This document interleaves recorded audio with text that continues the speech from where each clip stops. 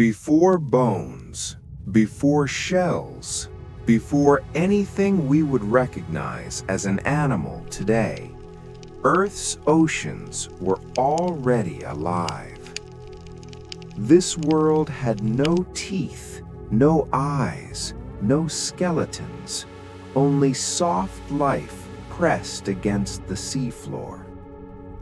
One of these beings was Dickinsonia, an organism so strange that scientists once debated whether it was even an animal.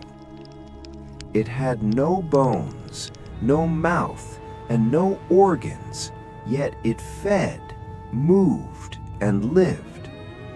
These impressions are some of the earliest evidence of animal behavior ever discovered. Instead of biting or hunting, it absorbed nutrients directly from the microbial mats below. This entire ecosystem ran on contact, life feeding from life, without teeth, claws, or shells. Without skeletons, these creatures relied on shape, symmetry, and surface area to survive. Oxygen was scarce, movement was slow, speed offered no advantage here.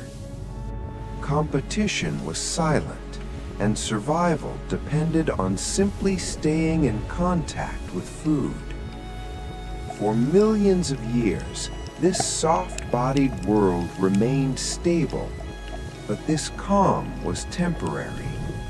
Oxygen levels rose, new pressures emerged, and suddenly, softness was no longer enough.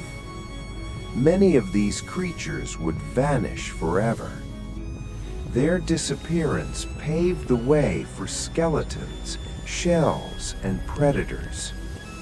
The age of soft life quietly came to an end, but its legacy remains etched in stone.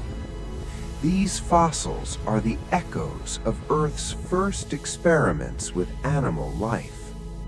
Long before bones ruled the planet, life had already begun to shape the future.